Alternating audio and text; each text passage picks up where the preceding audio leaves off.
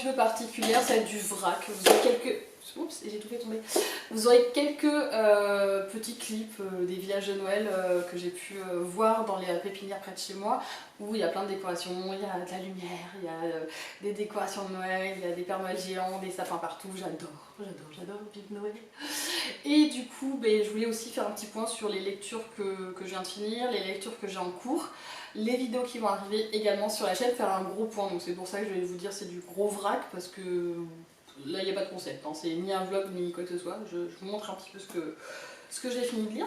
Donc déjà j'ai terminé enfin de lire Pumpkinhead. Pour ceux qui le savent, c'est la première VO que je lisais. Ça a été compliqué parce que les premières pages, ça s'est lu très rapidement puisque j'étais dedans. Donc j'ai lu 70 pages assez vite. Et puis finalement, ce qui s'est passé, c'est que j'ai laissé de côté le livre pour lire autre chose. Et du coup, je n'y suis pas revenue. Donc du coup, il est resté abandonné dans son coin pendant, je pense, facile un mois. Et c'est là que très récemment, je me suis dit, mais allez, bouge-toi, fais quelque chose. Enfin, je veux dire, c'est rien, c'est une BD. Mais c'est juste le fait de se relancer, en fait. C'est juste ça, parce que je savais très bien qu'en l'ouvrant, j'allais aimer. Mais j'allais mettre 2 fois plus de temps à lire cette BD-là que n'importe quelle autre BD que j'avais à côté, forcément qui était en français. Ce qui était plutôt logique. Donc, on peut appeler ça de la flemme. Concrètement, on peut nommer cela ainsi, il n'y a pas de problème là-dessus. Et du coup, ben voilà, là je l'ai terminé, j'ai aimé, j'ai trouvé ça mignon, choupinou. Après, il n'y a rien de transcendant, c'est pas un truc qui m'a donné envie de lire autre chose de là tout de suite maintenant de Rainbow Rowell en termes de toute façon elle n'a rien fait d'autre en graphique, il me semble pas, mais voilà, du coup, c'est un livre que je conseillerais à lire voilà, pour la période automnale, octobre-novembre. C'est parfait, c'est très bien, on voit assez vite où on va en venir. Mais j'ai trouvé ça rigolo. Ouais, c'était kikinou, quoi, comme on dit. Donc, puis il y a de la diversité, c'est sympa. Voilà, c'est sympa, sans plus, mais c'était sympa. Ensuite, je viens de terminer de mon côté Anne de Green Gables de Lucie Maud Montgomery, que je vais y arriver.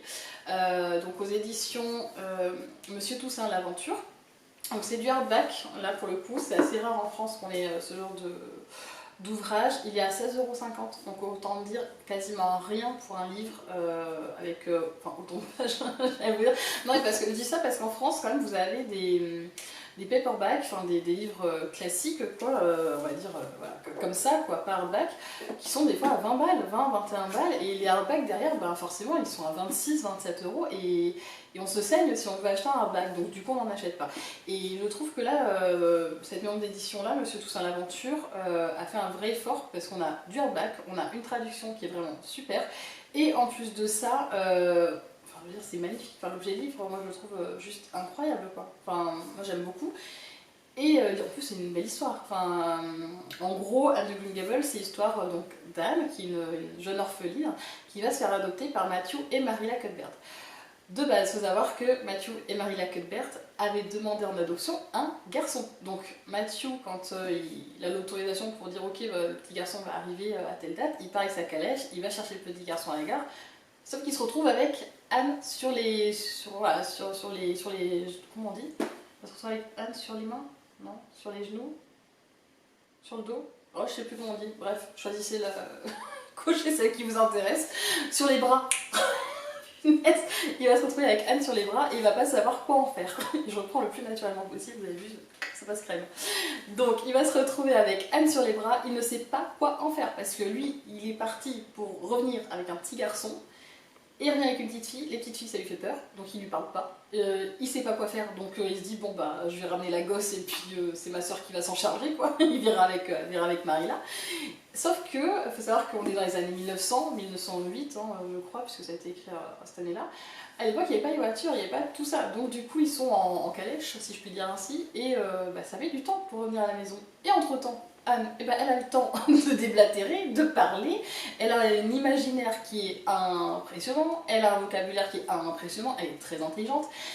Elle est pleine d'imagination, elle parle, elle dit qu'elle est hyper méga heureuse d'avoir été adoptée, qu'elle est reconnaissante, que oh là là, ça lui semble fou en fait toute cette histoire. Et lui, Mathieu, il commence un peu à culpabiliser, et puis finalement, c'est qu'il l'aime bien, la petite Anne, elle est joyeuse, elle est pleine de vie, elle est, voilà, elle voit tous, enfin lui il voit, quand ils font leur chemin, bah, Mathieu il voit son chemin comme d'habitude, mais elle voit ça différemment, pour elle tout est grandiose, donc je pense que ça lui amène une certaine joie de vivre qu'il n'avait pas avant, et du coup ils sont un peu embêtés parce qu'il a un vrai coup de cœur pour cette gamine, et quand il la ramène, bah, finalement lui il a pas trop envie voilà, qu'on la rejette après, quoi, et du coup bon, Marilla, sa sœur est très terre à terre, elle dit non, elle demande un petit garçon, on va renvoyer la gamine et puis on la garde juste pour ce soir parce qu'on peut pas la jeter dehors comme ça, mais en gros demain tu la ramènes à la gare, quoi.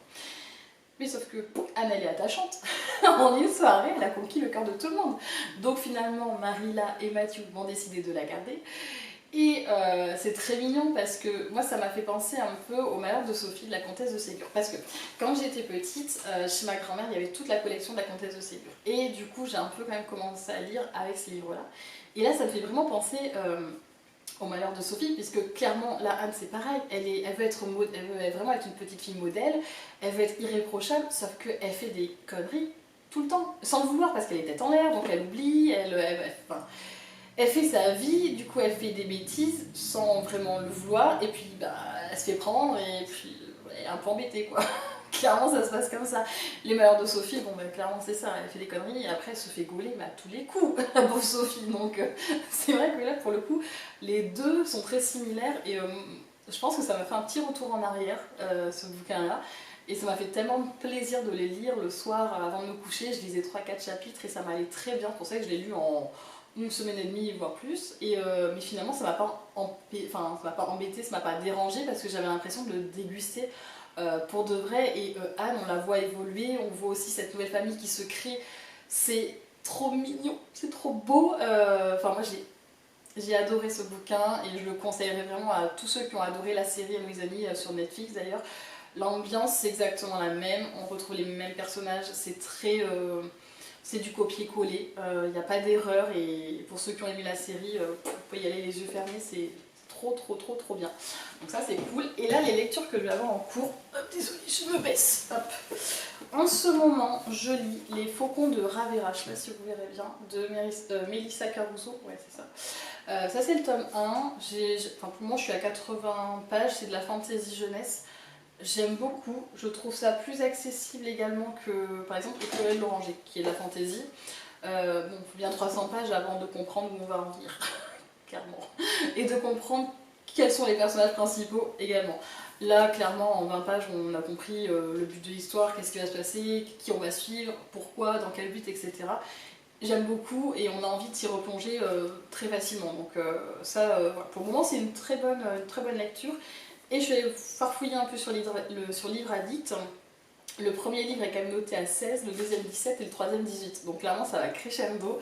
Et je trouve que c'est pas une saga qu'on voit passer sur Booktube, donc je sais pas du tout pourquoi. Donc je vais finir déjà de lire le premier tome et puis je vous dirai un petit peu ce qu'il en est. Mais en tout cas c'est très prometteur, donc ça je suis plutôt contente. Et celui que j'ai trouvé aussi complètement par hasard, c'est La tête hors de l'eau de Lily Reinhardt, qui est apparemment une actrice américaine hyper connue. Je ne sais pas du tout qui c'est, je ne vois pas, mais c'est pas grave.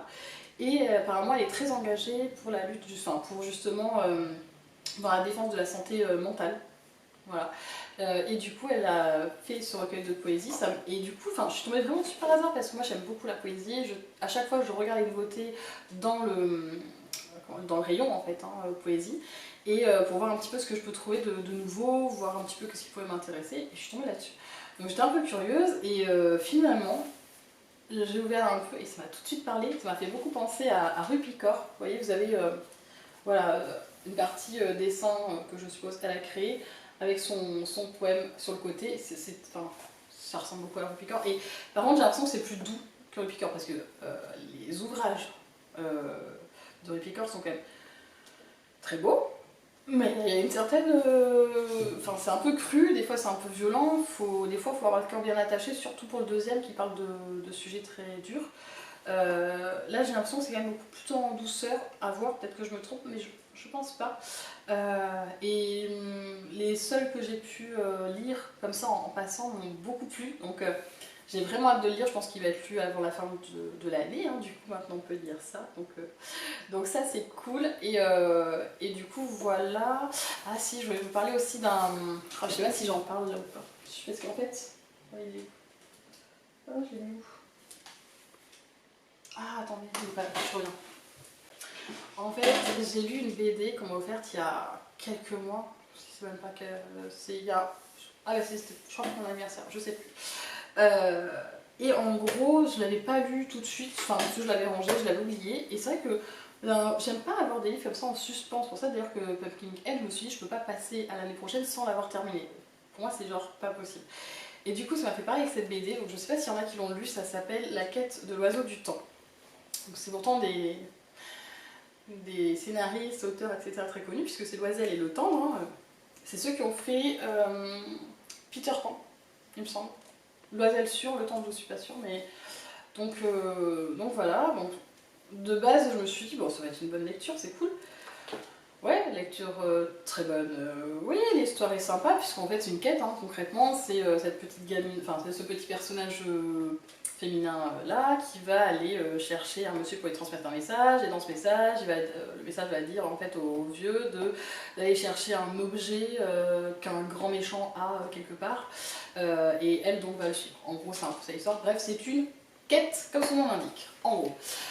Jusqu'ici rien de particulier, mis à part que... alors, peut-être qu'il y a que moi que ça embête, hein, je n'en sais rien, je sais pas si j'en parle ou pas d'ailleurs, je suis un peu embêtée.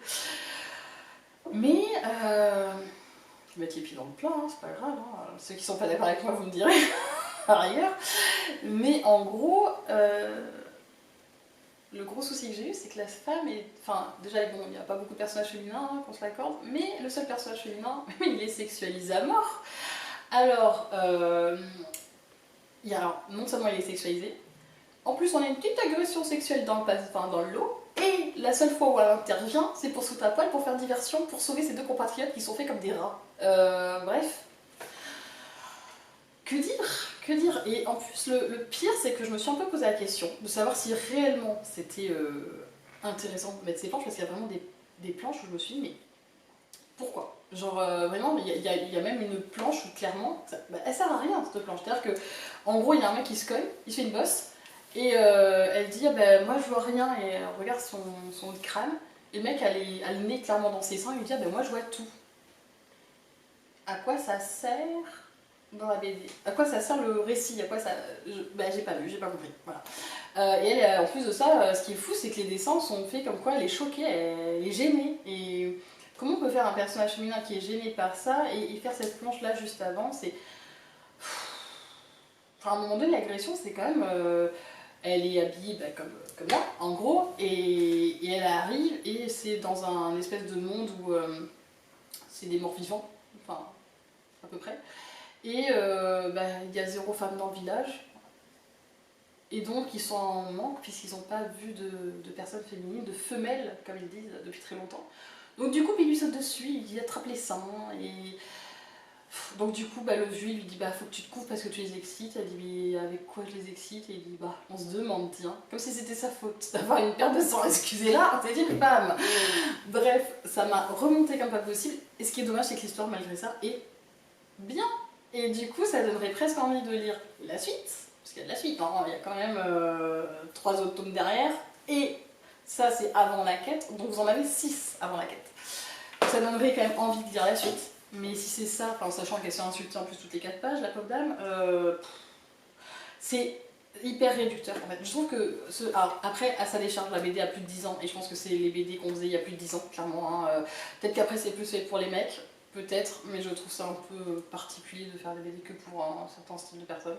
Après, voilà. Peut-être que c'était la norme il y a 10 ans, peut-être que c'est encore la norme actuelle, je n'en sais rien et je ne... Mais je trouve que c'est pas excusable, et moi du coup ça me donne pas du tout envie de lire la suite.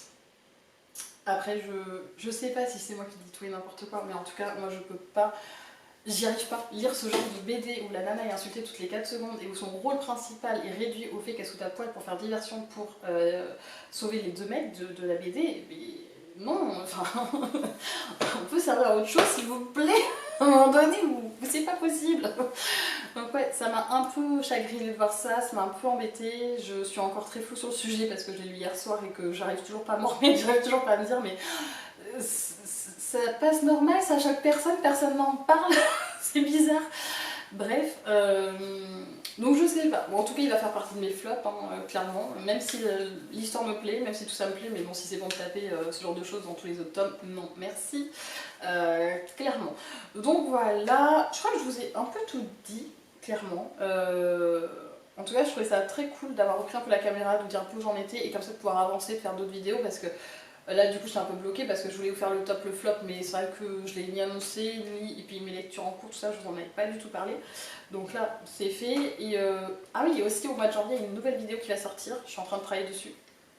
Essayez de deviner le sujet, c'est pas... Alors, je voulais pas la sortir en fin d'année parce que c'est un sujet qui est vraiment hyper difficile, qui est pas très joyeux, qui est pas très léger. Je pense qu'il y a une personne qui va savoir, puisque je vais demander une BD en corrélation avec ce sujet-là. Mais du coup, essayez de deviner ce que ça pourrait être.